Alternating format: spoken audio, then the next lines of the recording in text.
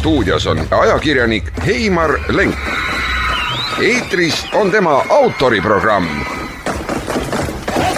Signatuur on kõlanud, sarja järjekordne saade on kohe pihta hakkamas ja siin puldimehel ei olegi muud teha, kui öelda ära kuupäev. See on 27. aprill, on hommikune aeg, kell 8 ja minutike pealekauba. Stuudios ongi ikka oma toreda punase mütsikesega ei keegi muu kui maestro Heimar Lenk. Aitäh, Meelis, aitäh tutvustamise eest ja et lisame juurde, et väljas on suur tuul ja maru ka siis tulevastele põlvedele, kes leiavad äkki selle helifaili üles, et täna siis kohe on mai saabumas, aga 27. aprill on Eestis suur torm ja lund sadas ja puha. Ja nüüd on niimoodi, et kui hakkame saatega peale, siis kevade puhul tahaks nagu midagi head ka rääkida, aga tee, mis sa tahad, kui vaatad neid numbreid ja vaatad seda statistikat, mis meile pakutakse, isegi tagasihoidlikult ja ikka tahetakse paremaid numbreid anda meile. Aga sellegi poolest, no midagi head kuidagi välja ei pigista, kui just valetama ei hakka. Ja siiani, nagu ma siin vaatasin, kuulasin nädalavahetusel kõiki neid hääli ja uudised lugesin ja et kui me siiamaani, ma tegin järelduse, et kui me siiamaani olime nagu Euroopa Liidu kõige väiksema palgasaajad ja viletsama pensioni omanikud, kõige viletsamad pensionid, täna kuulasin, Euroopas on ikka 2000 eurot ja niimoodi keskmised pensionid seal. Ja suhteliselt kõrged hinnad on meil tarbekaupadele ja toidule ja nii edasi. Ja nüüd oleme siis selle automaksuga veel juurde saanud ühe Euroopas sellise viletsa märgi. See tähendab seda, see uudis toodi välja siin nädalavahetusel, et uute autode ostmine on kõvasti vähenenud. Seoses kevadega natuke siin tõusis, aga tegelikult on muutunud olukord selliseks, nagu ütleme ligi 30 aastat tagasi, et keskmine eestlane loobub uue auto ostmisest ja otsib odavaid, välismaalt sisse toodud kasutatud ja eriti diiselkütusega autosid. See on meie uus märk, see on nagu tagasi kukkumine 90-ndatesse, siis me olime rõõmsad, kui saime välismaa auto või kas või Žiguli tõime siia, aga uus aku oli peal ja ma mäletan, vaatasime, imestasime, kui ilus oli see mootori alune, aku oli kollane ja juhtmed kõik punased ja uhked ja me pannud harjunud sellega. Ja nüüd siis 35 aastat iseseisvat riiki ja eestlane on taas sunnitud eurooplaste kasutatud autosid ostma.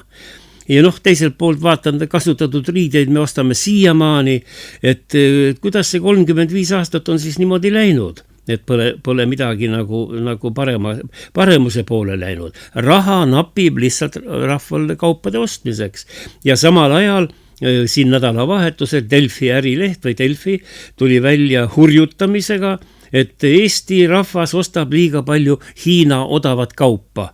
Seal Temu ja Shein ja need sellised portaalid seal või need internetikaubamajad.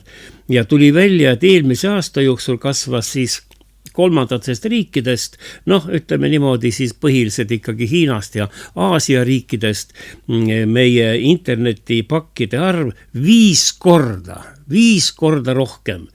Ja Hiinaga oli selline lugu, et ühes kuus tuleb Eestisse umbes 420 000 pakki oli veel mõne aasta eest, nüüd on 50 000 või 500 000 pakki peaaegu.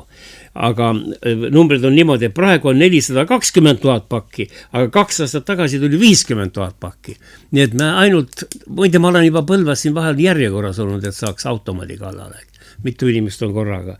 Ja siis meil on tekkinud rahvuslik, selline väljend on mõeldud välja, rahvuslik odav ostlemise epideemia. See on pandud Delfi poolt või seal nende toimetajate poolt ja Delfi juhtkiri ütleb, et paraku on see väga kahjulik areng, Eesti majandus kaotab, maksud jäävad suures osas saamata, oleme ahastanud juba aastaid selle üle, et Eesti kaubandus vireleb ja kiratseb. Aga nüüd, ja äri, pannakse, üks pood läheb teise järel kinni, eks ju, seda me ka loeme, aga nüüd on siis ka veel selle Hiina kaup pressib peale. et inimene peaks olema siis nüüd isamaalane ja ostma rohkem kodumais kaupa. No ja siin mul tuleb kohe, ma tahaks kohe vastu öelda, et see on jama, et niimoodi ei tohi rääkida. Esiteks on, et ma olen siin palunud tähele, meie poodides on terve hulk kaupu, mis mul on silma jäänud, mis ongi needsamad demokaubad kokku ostetud ja siin 3-kordse hinnaga müüdud esiteks.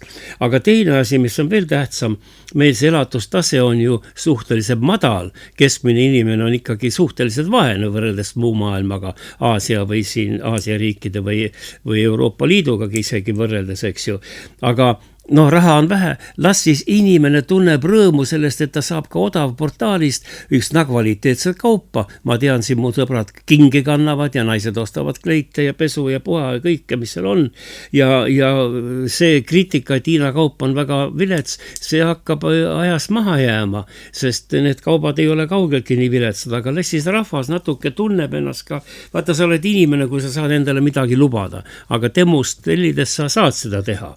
Nii et minu mõnest on see tore, aga samal ajal, eks ju, ikkagi tekib küsimus, et miks see nii on 35 aastat oma riiki, olime siin kõvad tegijad, Euroopa tiigrid ja nii edasi, ja nüüd järsku oleme nii vaeseks jäänud.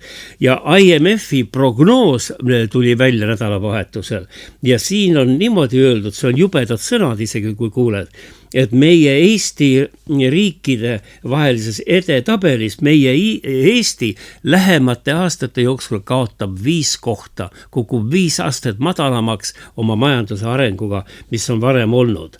Ja siia juurde sobib, ma leidsin internetis, see on küll aasta tagasi öeldud ja ärimees Heldur Meerits on juba lahkunud, aga seal ta podcastis vabadused.ee oli ta külas ja ta ütles seal välja väga suure tõe. Meerits ise on suur rikas ärimees oli või on perekond edasi, eks ju. Ja seal ta ütles välja tõe, et meil Eesti valitsus ei tunnegi huvi majanduskasvu vastu. Nad tegelevad rohepoliitikaga ja Ukraina sõjaga, aga majanduslikku mõtlemist pole ja peaminister ei tunne üldse majanduse vastu huvi. Kuulame korraks nüüd, mida tuntud ärimees ütles Eesti majanduse kohta, Heldur Meerits. Kui me toome selle suure pildi nüüd kitsamalt jällegi Eesti konteksti, siis minu küsimus ikkagi on nagu see, et mida meie siin oleme teinud, eks ole, ma mõtlen siis riigi juhtimisel, et seda olukorda kuidagi moodi kas või stabiliseerida. Oleme üldse midagi head teinud? Viimase aasta jooksul ma mõtlen. Ei tule väga meelde. Ei tule meelde. Ütleme niimoodi, et mingisugust business as usual asja aetakse, aga et mis see siht on, minu arusaamine on küll selline, et peaminister määrab meil tooni ja peaministrit huvitab Ukraina sõda täiesti õigustatult ja põhjendatult ja teda huvitab ka rohepööre, aga siin on juba meil 2 prioriteeti ja enam 3 ei mahu kuidagi siia ja et minu arusaamist mööda teda majandus nagu lihtsalt ei huvita. No vaat selline oli Heldur Meeritsa siis rikka ärimehe vastus ja seda küsis teda küsitles toimetaja Hannes Sarv. Ja see Vabadused on päris huvitav podcast või seal portaal, kuidas teda nimetada, tuleb seal huvitavaid asju. Ja nüüd tekibki küsimus, kui kuulad ära juba sellise mehe arvamuse, siis küsime, et kelle või mille nimel me seda riiki oleme siin ehitanud ja kannatanud ja Balti ketis seisnud, kui me 35 aastat hiljem ei saa endale isegi ütleme, rahvaautot lubada, enamik perekond ei saa ja veel suurem probleem on nii-öelda oma maja või korteri soetamisega või eluaseme soetamisega. Ja nüüd siia lisaks juurde tuli veel uus pauk, siin reedel tuli välja statistika, et me oleme ka oma selles demograafilises kriisis, et lapsi ei tule ja rahvastik ei suurene, oleme langenud jälle täiesti madalale tasemele, nii-öelda kõige minimaalsem juurdekasv oli eelmise 25 aastal tähendab ja et on juhtunud täitsa katastroof, mida me oleme kogu aeg kartnud, aga nüüd on ta käes.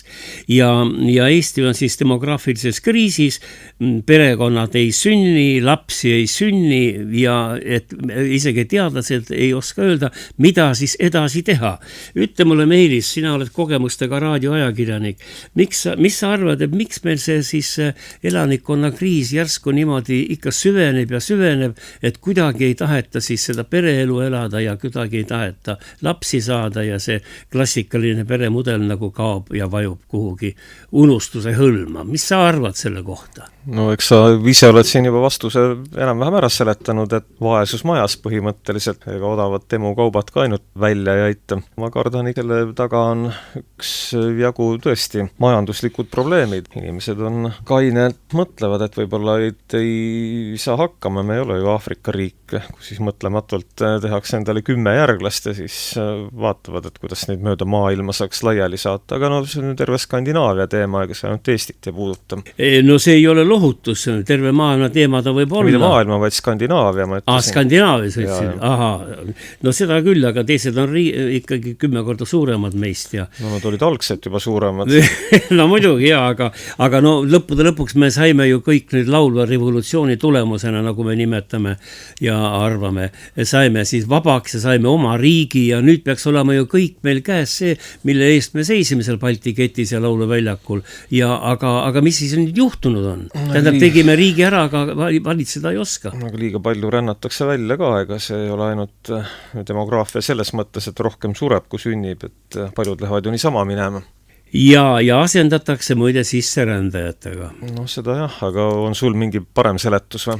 Ei ole paremat seletust, aga ma ikka olen kuulan kogu aeg neid EKRE isa ja poja saateid. Räägime asjast, mis käivad pühapäeviti ja nüüd ka internetis ripuvad ja vana Mart Helme ütles eilses saates välja väga suure tõe. Ta küsis Toompeal valitsuse käest, et kas vene keele õppimine on valitsusele probleem, et kas valitsus saab aru, et vene keelt tuleb hakata õpetama rahvale. Ja miks? Sellepärast, et võtavadki meil majanduse tulevatel aegadel üle, paistab sisse rännanud, põhiliselt ukrainlased, Donetski, Luganski oblastist ja tuleb seal kasahhe, võib-olla turkmeene, aga omavahel räägivad nad kõik vene keeles. See oli minu jaoks täiesti avastus või nagu selle peale ei mõtle, aga eilses saates sai see välja öeldud. Ja veel huvitavam, siin oli meil konverents 25 aastat hiljem, oli ta pealkiri Eesti 25 aastat hiljem ja seal ütles ärimees ja pangamees ja rikas mees Indrek Neivelt, tõstis üles täiesti uuesti selle probleemi, me juba teame ammu seda ja küsime, et kui meie demograafia samal viisil kriisi olukorras jätkub, siis pole ju meil üldse mõtetki majandust praegu siin arendada ja siin neid kaitsepoliitikat arendada ja mõtelda ja ma tsiteerin, Neivelt ütles niimoodi, meie ideoloogia, milles oleme 30 aastat elanud, on pankrotis. See on nüüd targa ja rikka mehe arvamus ja ütlemine. Ja ta lisas, ajastu on meil Eestis läbi kukkunud. No, me peame nende inimeste ikkagi juttu kuulama ja seal, nad nagu teavad ja analüüse näevad ja oskavad mõelda ja filosofeerida ja nii edasi. Ja Neivelt jätkas veel ja ta tõi välja sellise näite nüüd, et sõjamaksuna, meil on ju suured sõjamaksud praegu peal ja me oleme kuskil, mis meil on, see kaitsekulud on 5,5 vist juba või 5,3%. Ikka Euroopas juhtival kohal, anname raha ära ikka kogu aeg. Ja Neivelt ütleb siis niimoodi, et meil on sõjamaksuna kogutud suured summad ja igal järgmisel aastal me võime kulutada iga päev või õigemini kulutame, mitte võime, iga päev kulutada 6 miljonit kaitsekuludeks läheb meil päevas. Päevas, jaa. Ameerikas läheb päevas juba siin miljardid. Ja 2 öeldi viimati. Ja selle küsib Neivelt, aga mille peale see 6 miljonit päevas läheb siis? Ja kas see siis kaitseb Eesti tulevikku?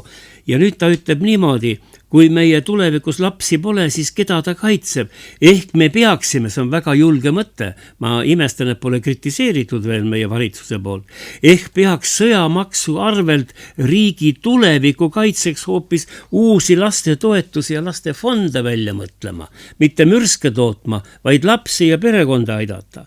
ja ta ütleb niimoodi, et peaksime sõjahüsteeria kütmise asemel looma riiki, kus noored inimesed tahaks lapsi sünnitada ja kasvatada.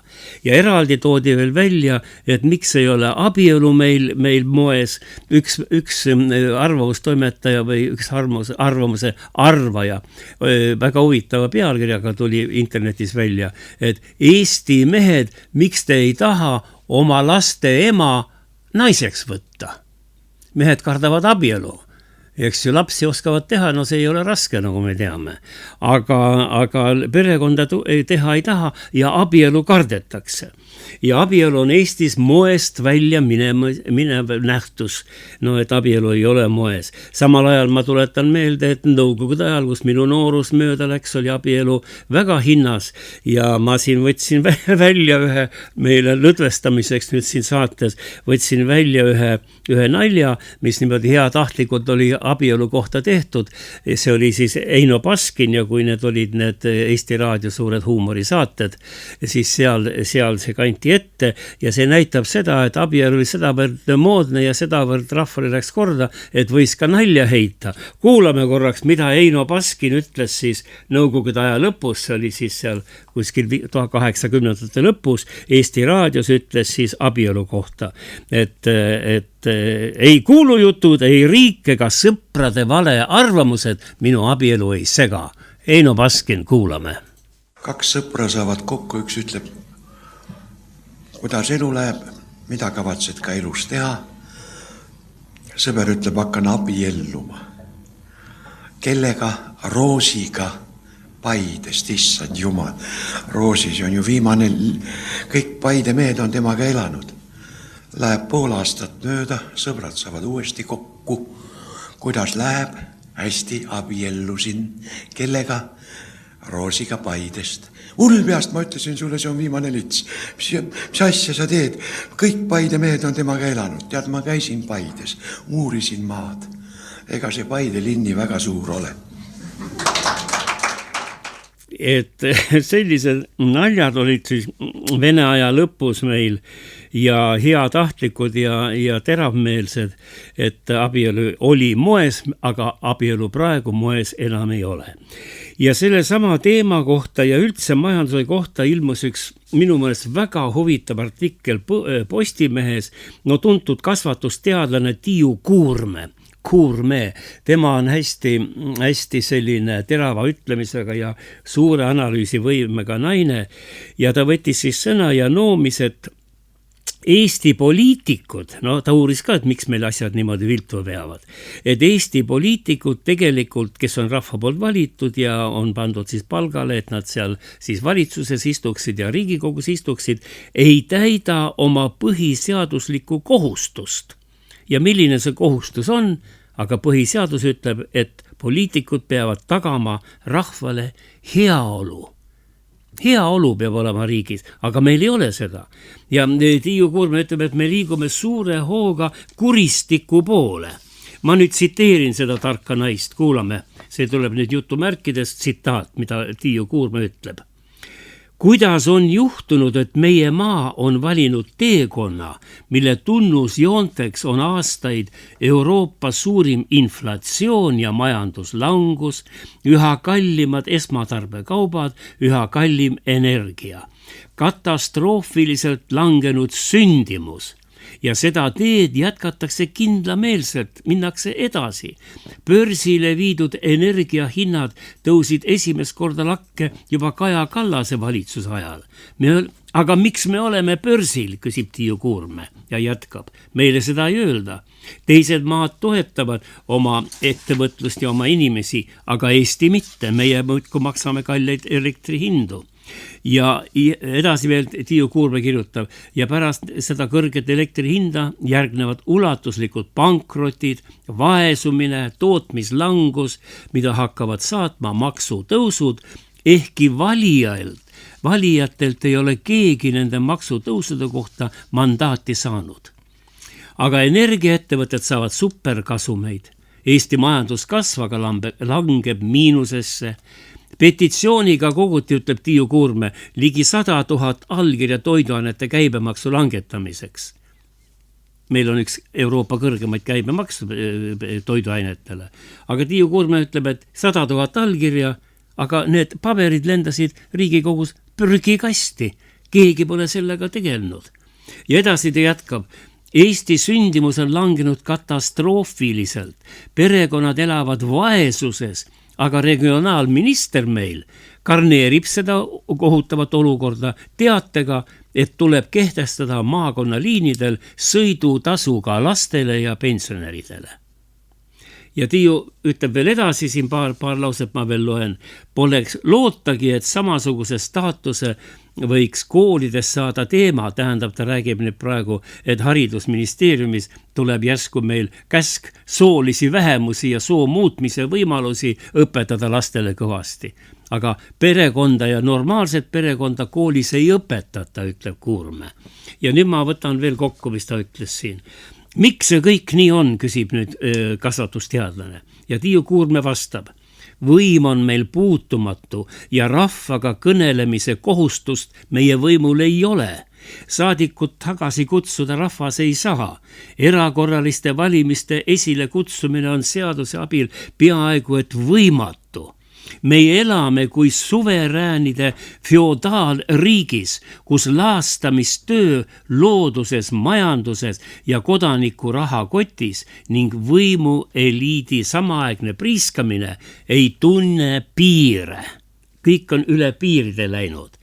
Ja tundub, et Eestis on teadlikult loodud seadused, et tekitada ja põlistada, kuulake head kuulajad, põlistada uus riigi aadel ja vabastada see riigi aadel vastutusest.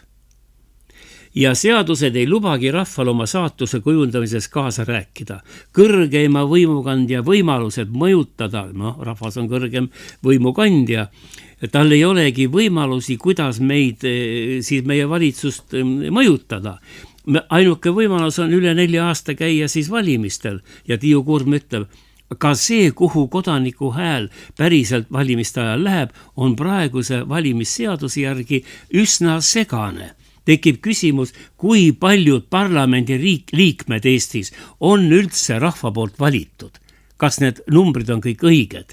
Ja nüüd ma kriipsutasin alla, viimane, mis veel Tiiu Kuurme ütleb, e-valimiste õiguspärasuse ja usaldusväärsuse üle on kestnud pikem debatt, millest kulminatsiooniks sai OSCE aruanne, kus viidatakse võimalikele turvaprobleemidele valimistel ja soovitatakse e-valimiste kord põhjalikult üle vaadata ja läbi analüüsida. Võimudelt aga ei ole järgnenud ühtegi kommentaari ega selgitust, mida OSCE grupp, kes siin käis, üles tõstis need küsimused.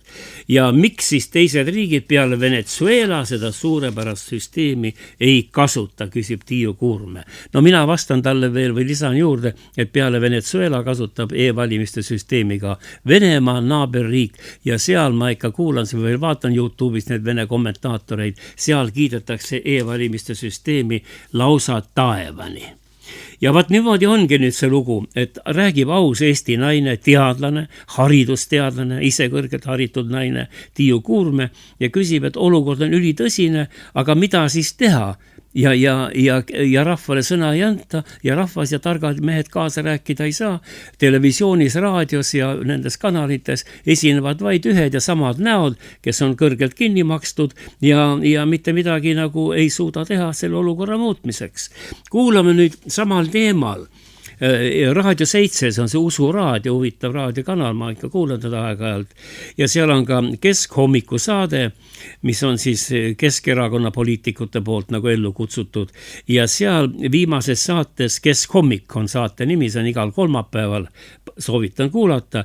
Seal arutasid nüüd seda riigi olukorda saatejuht Janek Mägi ja Keskerakonna peasekretär Anneli Ott ja Riigikogu fraktsiooni esimees, siis Keskerakonna fraktsiooni esimees Lauri Laats. Ja selgub, Anneli Ott ütleb, et rahvas ootab juba pikki silmi valimisi, et saaks seda olukorda riigis ometi muuta. Kuulame siis Anneli Ott ja Lauri Laats ja saatejuht on Janek Mägi. Mis siin ikka rääkida?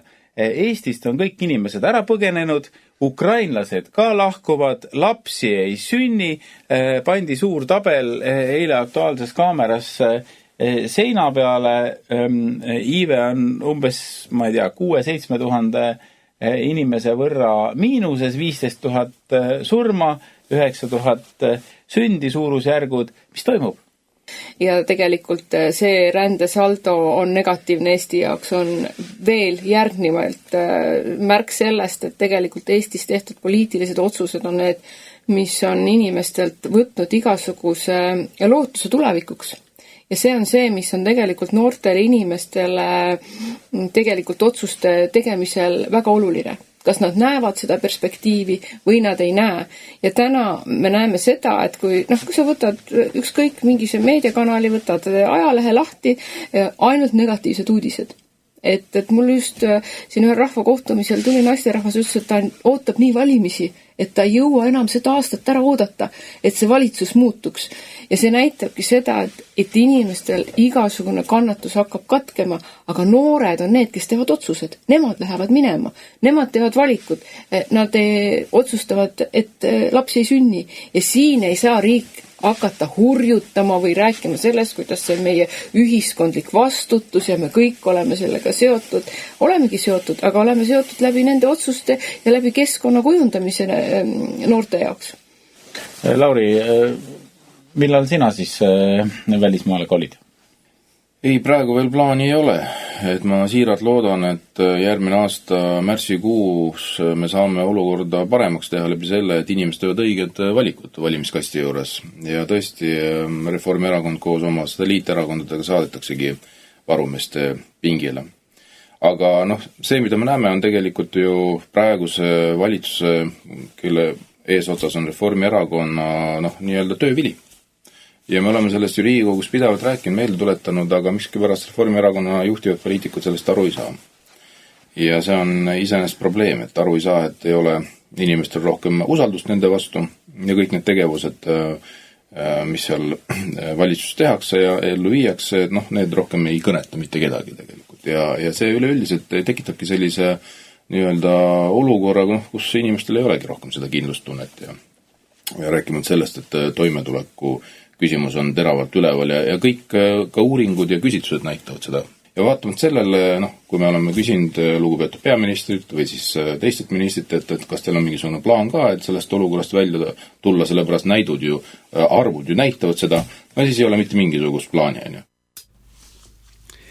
Et sellised lood on kuulad ja imestada enam meil ei ole mõtet, me ju teame, kuidas see olukord on ja näeme, kuidas see on. Ja tõepoolest oodatakse nüüd, et valitsev partei siis Reformierakond kaotaks võimu, sama arvab ja loodab ka Mart Laar, muide, temal oli pikem artikkel ka siin Postimehes, ta ütles, et tema ootab seda rõõmsat päeva, kui Reformierakond Stenbocki maja välisuksest välja astub. Ja niimoodi mõtleb siis rahvas, aga siia juurde ma tahaksin tuua, kuna jutt oli nüüd keskerakondlastest siin, ma tahan juurde tuua ka sellele esinemisele, et erakonna populaarsus, Keskerakonna populaarsus üha tõuseb ja koos Isamaaga jagab ta edetabelites juba esikohta.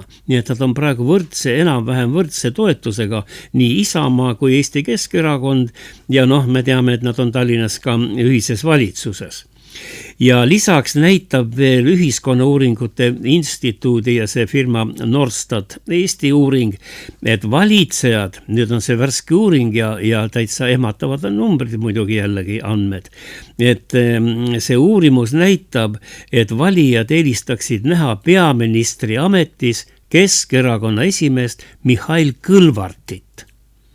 Ja keda toetab pea kolmandik ehk siis 28% Eesti kodanikest.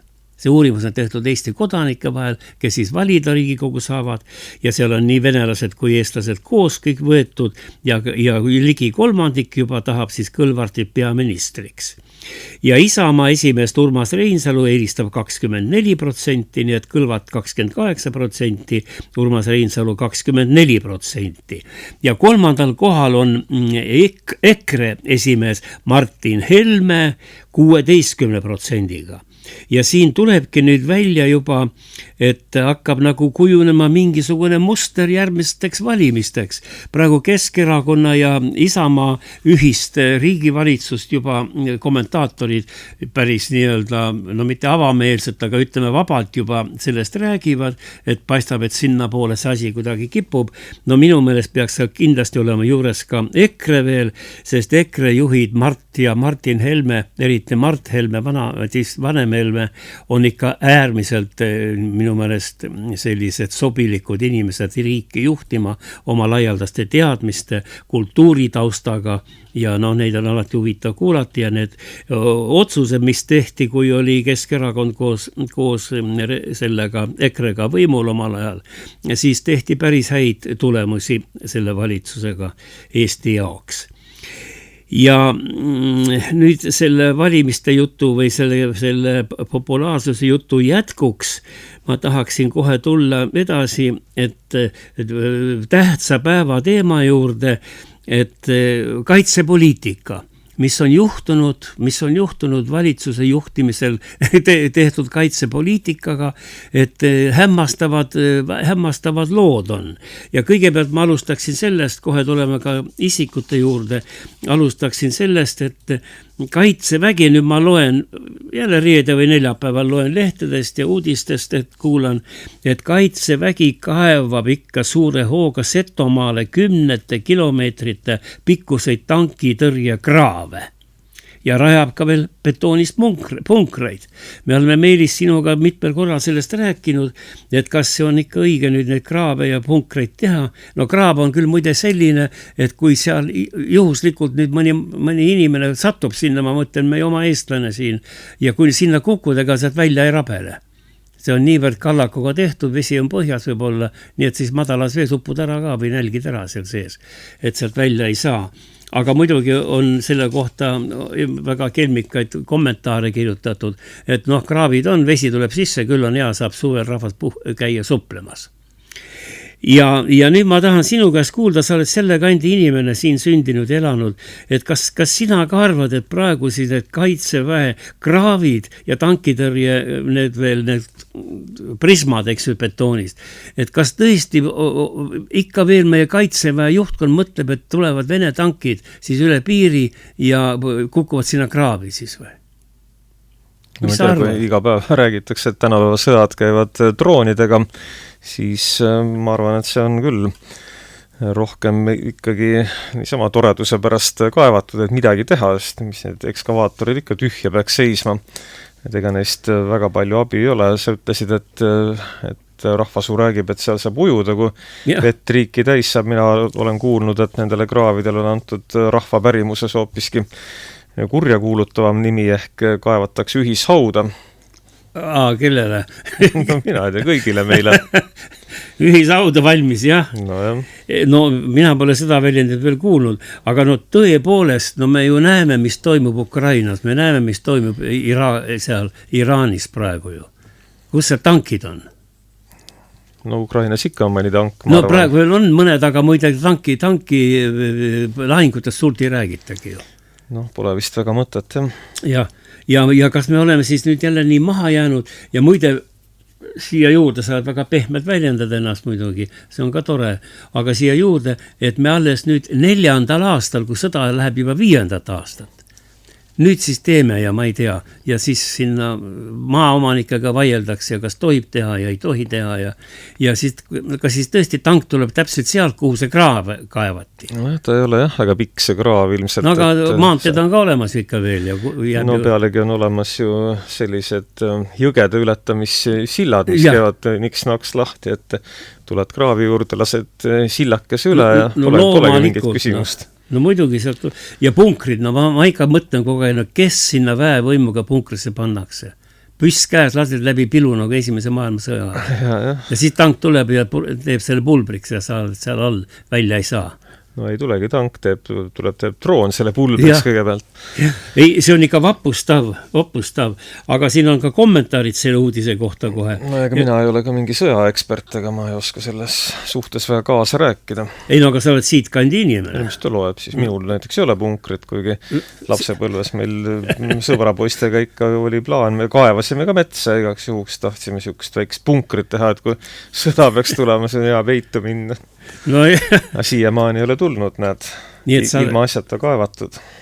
No vot, nüüd riik kaevab sinu eest. Väga hea.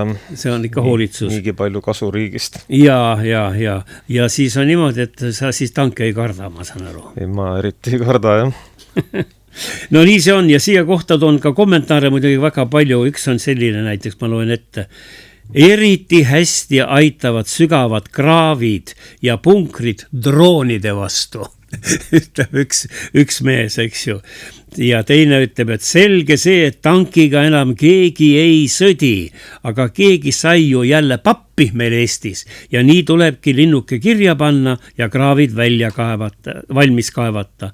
Ja mees jätkab, aga pärast tuleb jälle ohtlike kraavide tasandamine ja jälle papp jookseb. Paistab, et maksumaksja raha raisatakse meil hästi ja raha on vist ka liiga palju.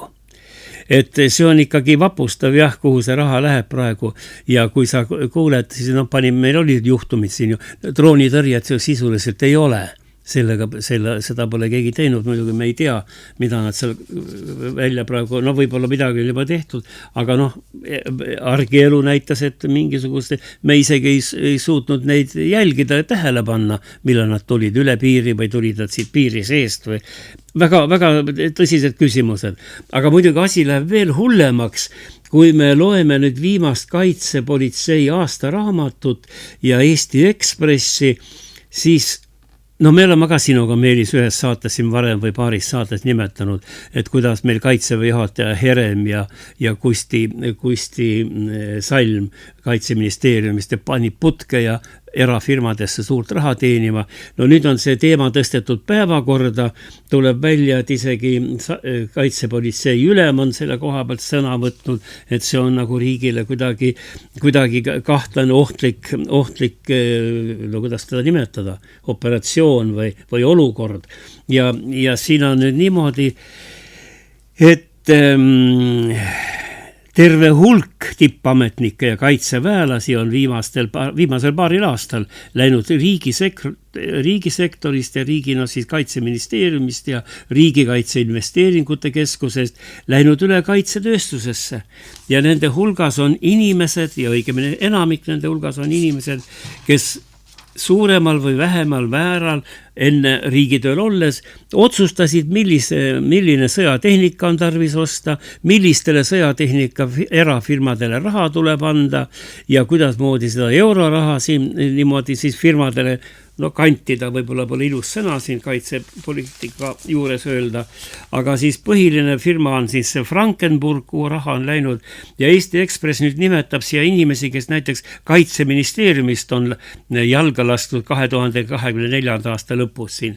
Kusti Salm, ta oli vist kantsler, eks ju, Tuuli Vors, Kristiina Grau, Oliver Tüür, nemad on läinud sinna Frankenburgi, siis on Kaitseressursside Ametist on läinud Sigrid Sinnap, Helen Kahur ja Riigikaitse Investeeringute Keskusest on läinud ka Krista Grau, Erika Riks, Erki Trikk, Ramil Lipp, Magnus Voldemar Saar, siin on terve rida Tarmo Niinepuu ja kes siin kõik on, ma neid inimesi ei tunne, ma tean ainult Kusti Salmi ja Heremit.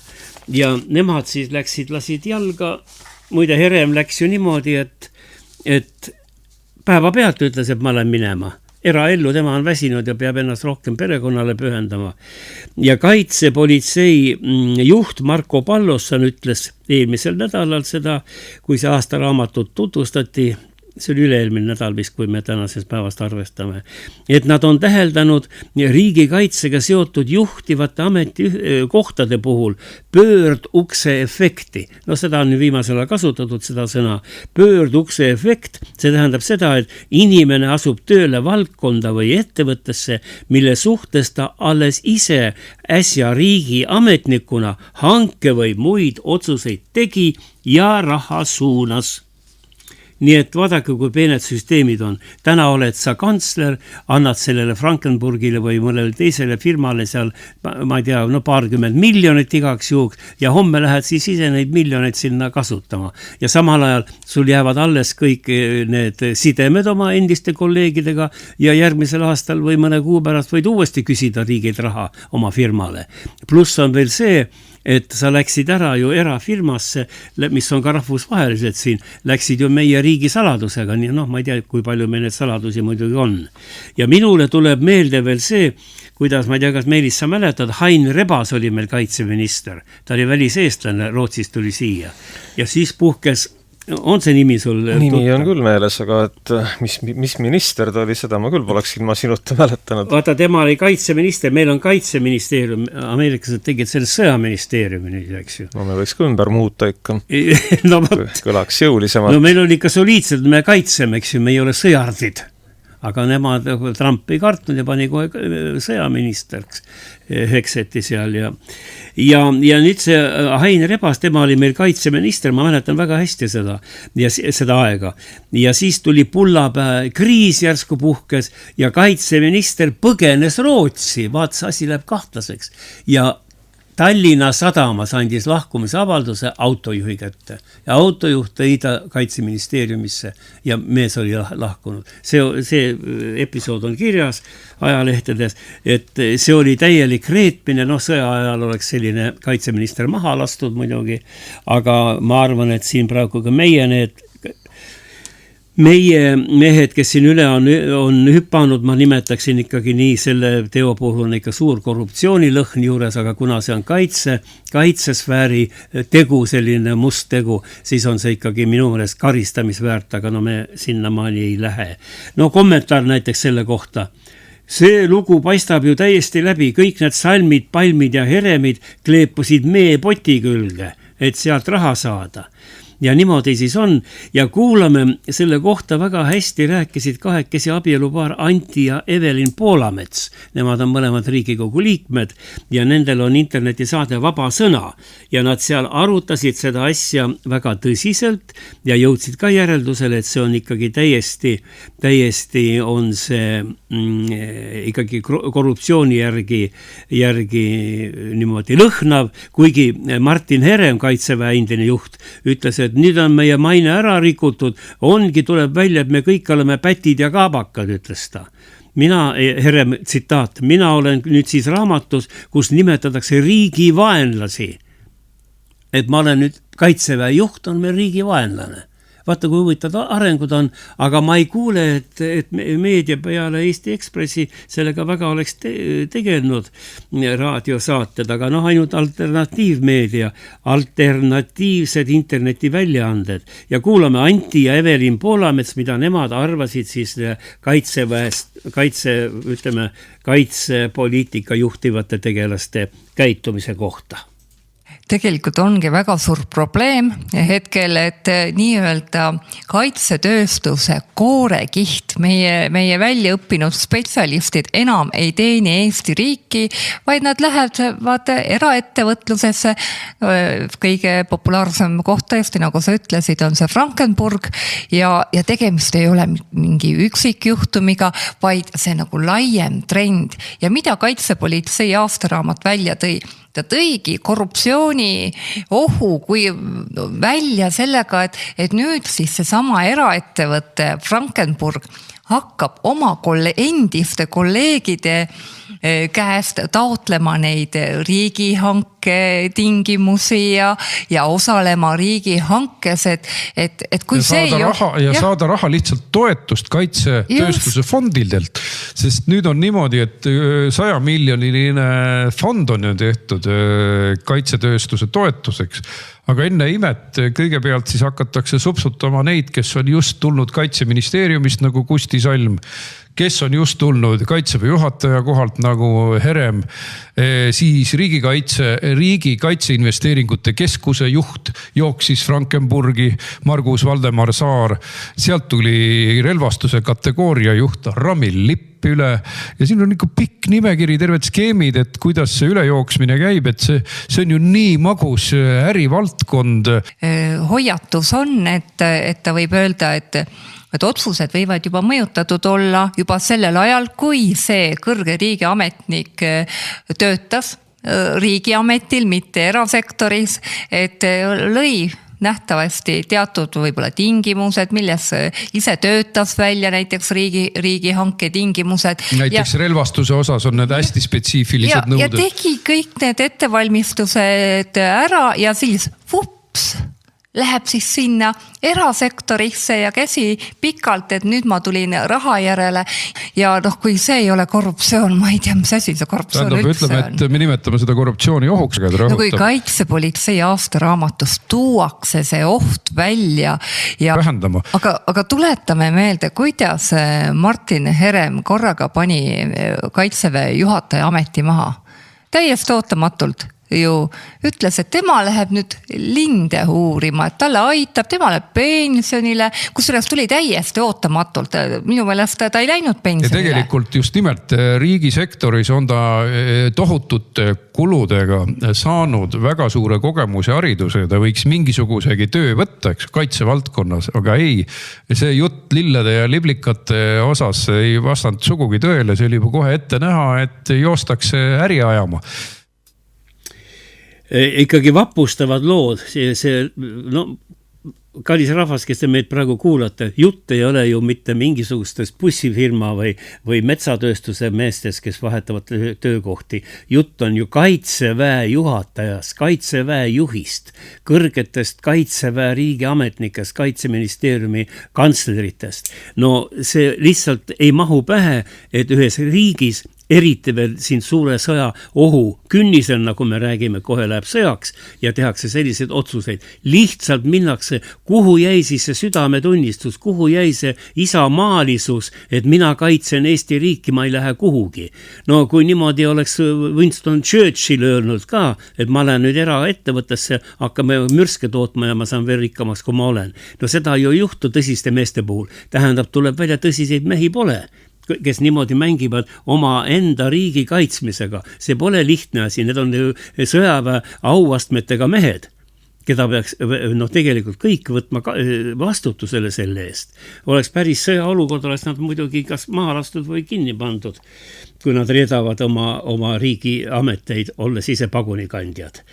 Aga nii see on, ütleme niimoodi, et Mart Helme oma kommentaaris ütles, et Eestil on vaja uusi kuningaid, uusi juhte tähendab, see on seoses sellega, et meil oli jüripäev siin, me teame, et jüripäev on suur mõisaga teenistus, lepingute lõpetamise ja siis uute lepingute kirjutamise aeg ja töökoha vahetamise aeg ja suur rändamise ja suur kolimise aeg.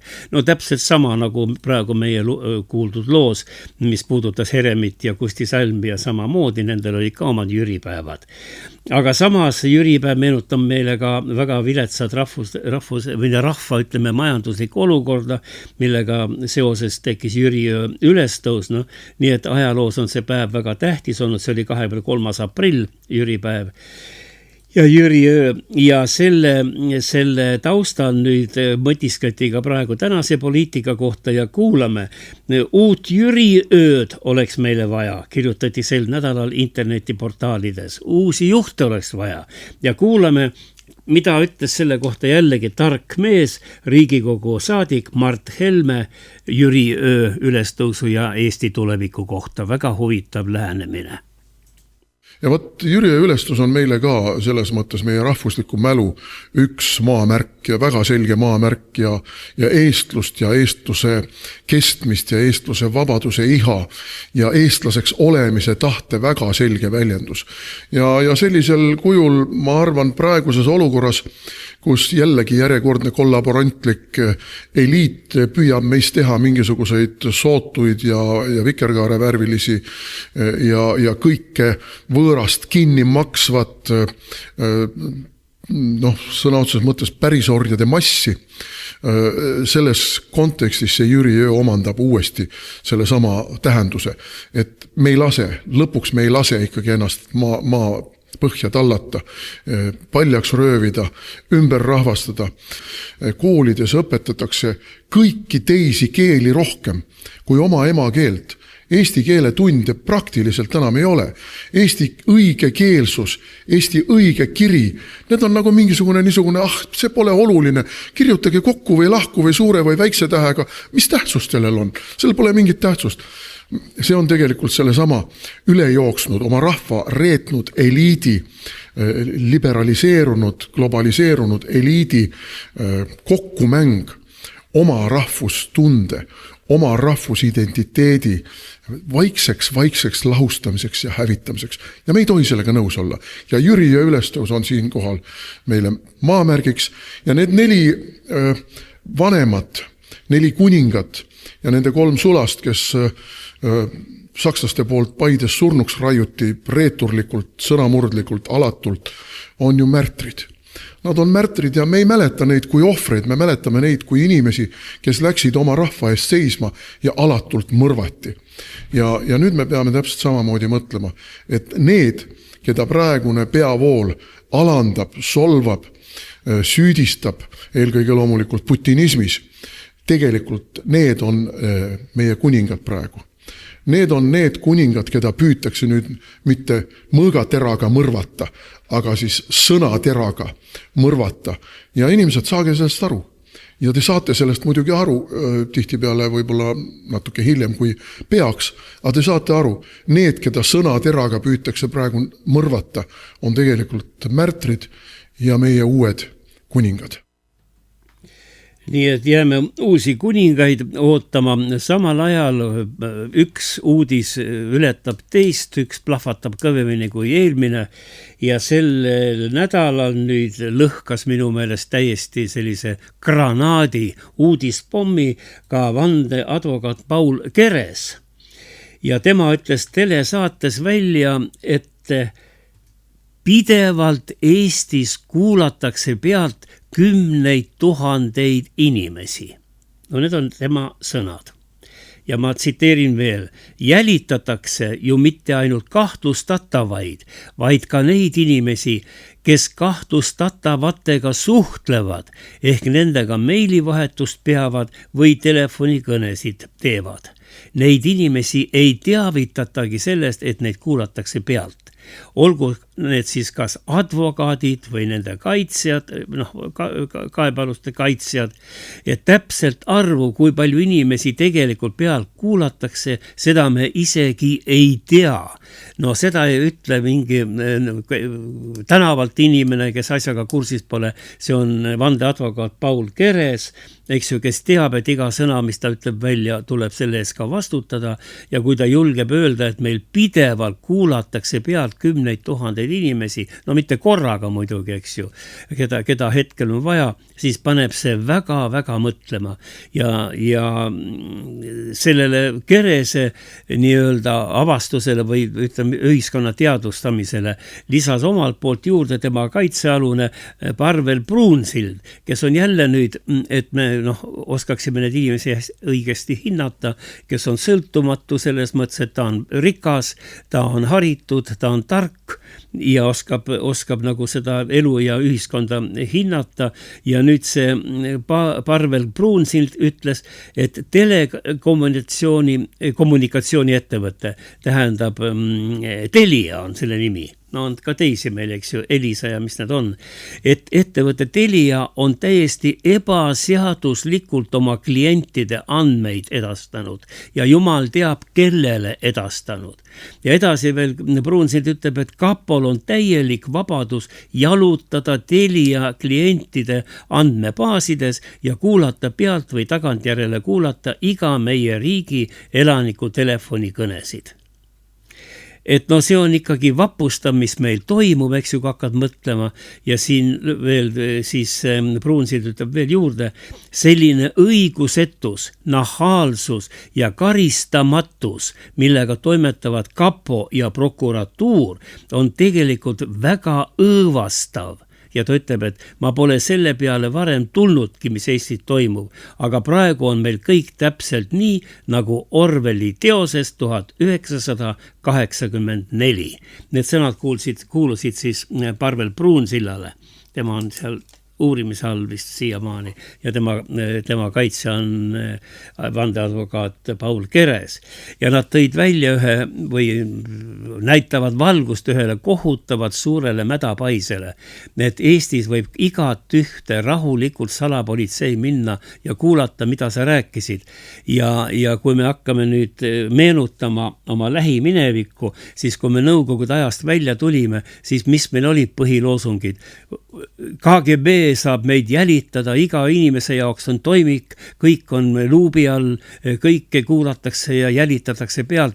No tuleb välja, et meie, kui me 10 000 kuulame pealt, no NKVD või KGB vaevad sai 100 kuulata pealt, polnudki neid seadmeid, eks ju, siis me praegu ületame ju selle totaalrežiimi, mis oli Nõukogude ajal, ületame ju selle nende näitajate poolest.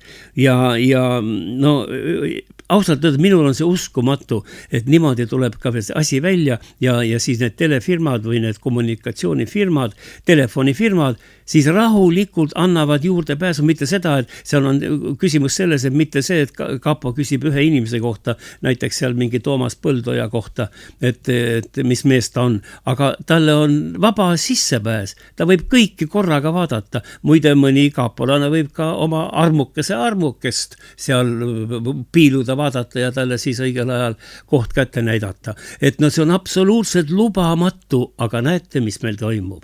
Et uskumatud asjad veel kord. Ja kui ma nüüd võtaksin kokku sellest, mis me täna rääkisime, no me räägime ainult sellest, mis on Eestis juhtunud. Me räägime sellest, mis on ajakirjanduses avaldatud. Meil ei ole endal ju siin midagi suurt juurde lisada, ainult neid uudislõike ühendada, pole ka meil salainfot juurde lisada, aga see kõik on avalik informatsioon, avalikust meediast võetud ja pilt kujuneb siis selliseks, et mulle tundub, et mulle tundub, et me elamegi nagu Orwelli kujutatud maailmas.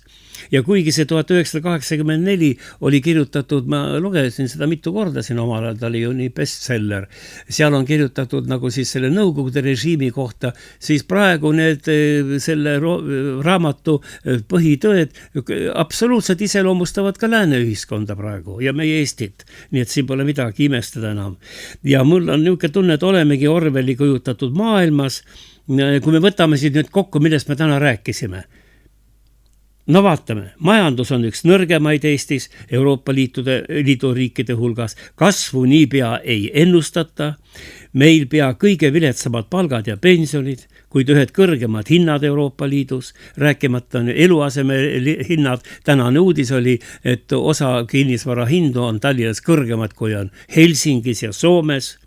Meil on katastroofiliselt langenud sündimus, valimissüsteem on kontrollimatu, kuigi Euroopa on korduvalt soovitanud e-valimiste kord üle vaadata. Saadikuid rahvas tagasi kutsuda ei saa, erakorralisi valimisi seaduse raames on peaaegu et võimatu korraldada, presidenti rahvas ise valida ei tohi, valib valesti, normaalseid rahvareferendume või ütleme rahvaküsitlusi suuri pole võimalik korraldada, siis ja isegi kui korraldad siin 100 000 allkirja koguda, koguti ja siin üürnikud kogusid 5000 allkirja ja siin on ju automaksu vastu koguti, kui palju allkirju. Mitte miski, mitte kellelegi midagi ei mõju. Viska umbes niimoodi nagu hane selga vesi või jookse peaga vastu müüri. Ja lisaks veel siis tuleb välja tuhandete inimeste telefonikõnesid või kõnelusi, nagu öeldakse ametlikus kirjanduses, kuulab salapolitsei rahulikult pealt ja sideettevõtted annavad selleks lahke võimaluse ja on isegi alla kirjutatud lepingud vastavad. No uskumatu ja peale selle veel meie riik, kaitseväe juht, sõjaväe ülemjuhataja, eks ju, kes peab kogu meie selle sõtta mineku puhul kõige eest vastutama, peab vastutama kogu meie kaitsepoliitika eest koos selle kaitseministeeriumiga. Mõlema juhid lähevad rahulikult eraettevõttesse, võttes kaasa kõik oma selle kogemused ja teadmised ja salainformatsiooni.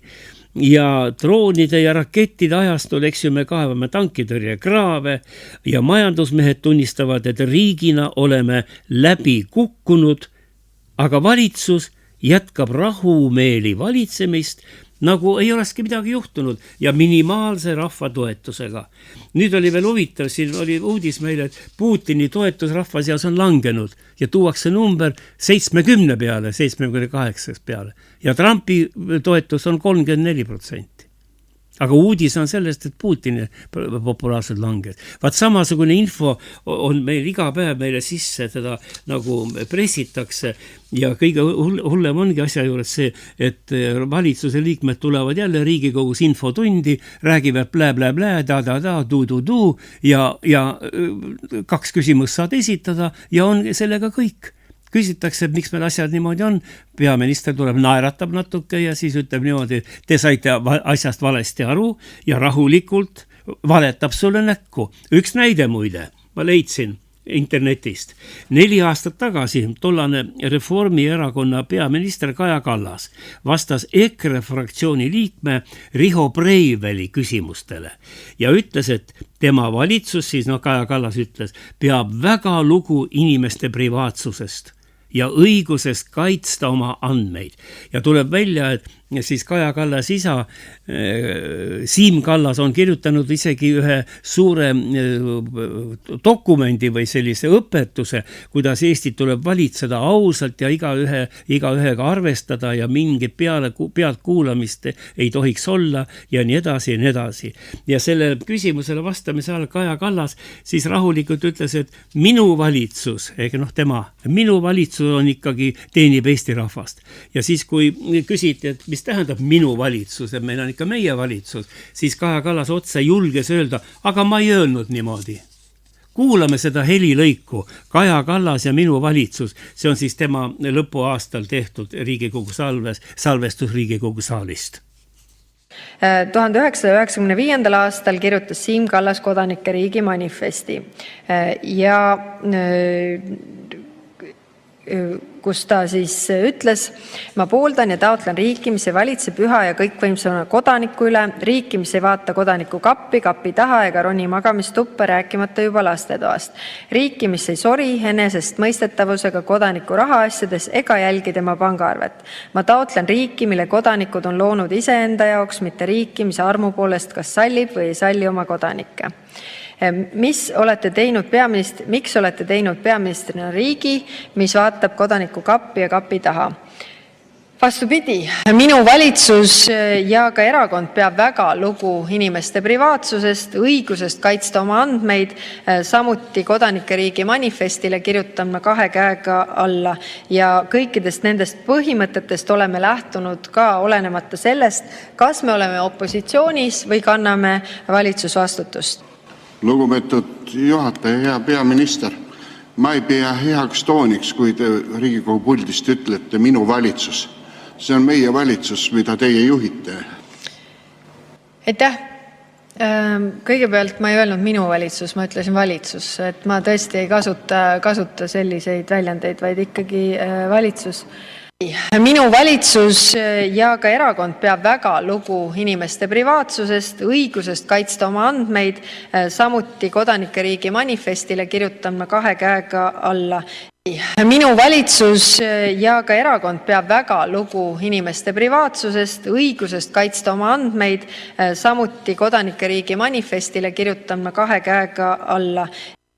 Minu valitsus ja ka erakond peab väga lugu inimeste privaatsusest, õigusest kaitsta oma andmeid, samuti kodanike riigi manifestile kirjutan ma 2 käega. Niimoodi, head kuulajad ja Meelis Käo, kes sa siin istud minu vastas, võt niimoodi valitsetakse Eesti riiki. On isegi olemas manifest, kuidas olla, kuidas valitseda ja ei tohi magamistoas ega rahakotis käia, rääkimata pealt kuulamisest või jälitamisest, kui inimene seda ise ei tea. Aga peaminister ütleb, et kõik on vastupidi ja ei olegi minu valitsus. Minut hiljem, eks ju, oma kõnest ta juba julges vaielda vastu, et ma ei öelnud niimoodi. Valetas jälle järjekordselt. Nii, no võiks teha 2 saadet muidugi, järjest kohe, neid probleeme on niivõrd palju. Aga üks huvitavad või õigemini 2 huvitavat asja tõstis Mart Helme välja või tõstis üles eilses raadiosaates, räägime asjast, ja seal ta tuletas meelde meie relvatöösturitele, kes on nüüd sealt Kaitseministeeriumist läinud või peastaabist või ükskõik kus kohast, et me ehitame nüüd praegu, tahame siia koos türklastega ehitada ühte relvatehast või mürsutehast midagi, ja ta ütleb, et et ei ole mõtet ehitada siia peaaegu et piiritsooni meil siin Euroopa mõistes ju, piiritsooni ehitada maa peale mürsutehast. See lastakse ju esimese, teise, 3. drooniga, ta ütleb, et 20 minuti jooksul on see tehas pühitud maa pealt. Et kui siis teha maa alla või ei tea kuhu minna. Et selline vildakas kaitsepoliitika ja need asjad on niivõrd läbi mõtlemata, nagu need kraanid või kraavid ja kõik need punkrid, kuhu tuleb ronida ja rääkimata veel rahva kaitsmisest ja ma ei tea, kui me siin vaatame Põlvast, ma ei tea, kuhu poole peaks minema, kui tuleb järsku droonirünnak. Kas kuskil puhta veekraane on veel olemas linna peal või mõni kaev või? Sa käid seal vallavalitsuses, sa peaks küsima. Keskväljakul on ju purskkaev, sealt tuleb sulle puhast vett. Aga see on elektriga töötab, aga esimene asi võetakse elekter ära. No siis tuleb linna lähedastest, ma arvan, et siin mõnes eramajapidamises kindlasti kaev olemas. No kuule, aga sul endal ka on äkki kaev. Mis siis juhtub? Me tuleme kõik suurde puhast vett jooma. Ja siis tahad keldrist saada paar sprotikarpi ka kaasa. No kindlasti tahan. Ja helle konserve sealt. Täpselt, ja kasemahla ja kõike ja paar koduveini ja siis läheb ju hirmsaks röövimiseks. Aga nüüd ma tahan öelda ühe pommuudise, mida varem pole Eestis räägitud ja mida ka Helme ütles, et see on väga ohtlik teema või väga õrn teema, milleks pole Eesti veel praegu valmis, Meelis kuula ka tähelepanelikult. Esimeses Eesti Vabariigis või siis meie vabariigi esimeses pooles see küsimus oli üleval ja kõvasti selle üle arutati ja poolest saadik Eesti riik kujuneski seal mõningatel perioodidel nagu selliseks riigiks, millest räägib nüüd Mart Helme ja tema loogika on selline, et kui nüüd NATO ja paistab, et see NATO ikkagi tõmbab tugevasti Euroopast oma toetust välja, Euroopa riigid ise uut NATO-t luua ei ole suutelised, ei ole üksmeelt ja ei ole raha jätku ja ei ole ka sõdureid, on olemas Euroopas 2 sõjaväge ainult, need on Ukraina sõjavägi ja Venemaa sõjavägi, kes mõlemad on siis konkreetsetes sõjaolukordades viibinud ja sõdinud ja saanud karastuse ja saanud ka kogemuse, et me ei saa siia ju praegu ei prantslasi ega sakslasi, kes pole on ainult saanud võib-olla mingi väljaõppe, aga rindel pole ju käinud. Ega Eestis meil pole ka ju siin kindrale või polkovniku, meil on need, mitte polkovnik meil ei ole, mis meil on. Mis see polkovnik Eesti skaalal on nüüd? Ma ütlesin sulle, et ma ei jaga sõjaasjanduses suur mitte midagi. Et meil ju rindel käinud mehi pole, keegi pole ju seda sõjakoledust oma näoga või oma silmaga või ninaga nuusutanud ja neid laipaid hunnikuid näinud, mis praegu Ukrainas on või seal siis ka Iraanis on. Et kõik on ainult paberi peal ja staabi nii-öelda kindralid.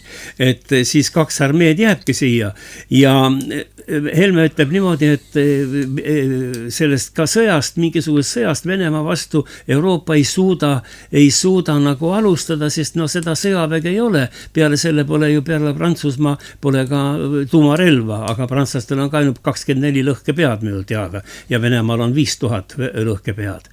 Tal on kõige suurem see tuumavarustus maailmas. Et nendes tingimustes, Meelis, kuula, nüüd tuleb uudis, nendes tingimustes võib-olla peaks hakkama hästi ettevaatlikult Eesti ühiskonnas rääkima Eesti Vabariigi neutraliteedist. Et me võiks olla neutraalne riik. See on äärmiselt huvitav ettepanek. Ma ei ole kuulnud, et täna uudisteagentuurid meil siin, Delfi, kes meil on, polegi, 2 on, Delfi ja BNS vist või, et nad oleks sellest rääkinud, igal juhul Helme selle ettepaneku tegi. No sellesse tuleb tõsiselt suhtuda, sest see mees on väga suure elukogemusega ja maailmas näeb hästi laialt ja oskab asju hinnata, et see uus ettepanek on päris põnev, saab näha, kuidas nüüd avalikkus suhtub sellesse, aga ta on meile absoluutselt ootamatu lähenemine. Nii et oleks neutraalne Eesti, sellest ma mäletan Pätsu ajal, mina ei mäleta, aga olen lugenud, et Pätsu ajal ka sellest palju räägiti ja intelligent kiht või ütleme siis kirjanikud ja teadlased ja arstid seal ja olid väga paljud toetasid neutraliteedi mõistet Eestis kasutada. No saab näha. No meie saade hakkab lõppema, ma nüüd kordaksin nagu iga saate lõpus, et e-valimised tuleb Eestis lõpetada. E-valimised Eestis on saatanast ja need tuleb kas ära muuta või vähemalt korda teha. Valimiste võltsimine tuleb Eestis lõpetada. Vaat nii, Meelis ja lugupeetud raadiokuulajad. Enne meil miskit Eestis ei muutu, kui meil tulevad ausad valimised. Et rahvas saab valida seda ja tuleb võimule ka see mees või naine või mees, keda rahvas tahab ja keda rahvas usaldab. Mitte, et me teeme e-valimistega, viskame peotäie hääli nendele juurde, kellele tarvis ja võtame seal terve ämbritäie hääli ära neilt, kes hääli palju said. Eesti e-valimised ei ole läbipaistvad, nende tulemused on kahtlust äratavad ja need on kontrollimatud ja siis ka meie IT-spetsialistid, noored mehed siin nagu see härra Põder ja need kõik, neid ei lastagi ligi, et neid e-valimisi siis analüüsida ja kui Euroopa OECD siin käis komisjon siin, tegi midagi, ma ei tea, see mitukümmend ettepanekut või õigemini nõudmist, no nad nõuda ei saa muidugi, aga tegid ettepaneku muuta, siis need on kõik jäänud kasutamata. Ja kui veel Edgar Savisaar juhtis Keskerakonda, siis Keskerakond ju tegi mitu konverentsi, kutsus Ameerika teadlased siia, mul on praegu kodus 3 raamatut e-valimiste kohta, õigemini e-valimiste kriitika kohta, mille autorid on ameeriklased, aga meie pole nende arvamusega üldse nii-öelda tutvunud ja kui olid siin Ameerika teaduslikud konverentsid Tallinnas, siis ükski Eesti teadlane, ükski Eesti ajakirjandusesindus peale Tallinna televisiooni ei tulnud nendele üritustele. Nii et Eesti valimiste kord tuleb korda seada. Ja et on aprilli lõpp, siis on ka üks maailmakuulus laul siia saate lõpuks mulle valitud. No see räägib aprillikuus Portugalis siis puhkusel olnud 2 noort inimest, siis armusid teineteisesse ja nende pea oli pilvedes ja süda oli suurt armastust ja kevadet täis. Ja see on selline laul, ma olen tähele pannud ja lugenud, et maailmas kuulsamad ja suuremad raadiojaamad igal kevadel vähemalt korra seda laulu mängivad, et see on selline omaette selline kevadlauluks muutunud kogu maailmas siis Portugali armastuse lugu. Ja kuulame, seda on esitanud muidugi, kui mitte 100, vähemalt kümned lauljad ja väga kuulsad lauljad. Eestikeelset esitust ma ei tea, üks Mati on üks amatöörlaulja, tema on teinud seda, ma olen seda oma saadetes rääkinud, aga kuulame nüüd selle laulu originaalesitust Erta Kitt. Tema oli 50-60 aastate supertäht ja teda hüütakse pehme hääle järgi ka kõige kuulsamaks kassikeseks kes laulda oskab. Nii et aprill Portugalis, armastus Portugalis ja meie läheme armastusega vastu lähenevale või õigemini juba puhkenud kevadele ja loodame, et järgmises saates saame midagi ka paremat rääkida. Aprill in Portugal ja Erta Kitt lõpetab meie Kaguraadio saate ja Meelis, sina tõused ka nüüd maailma kuulsamate raadiojaamade hulka, kui sa seda laulu mängid. Aitäh kuulamast!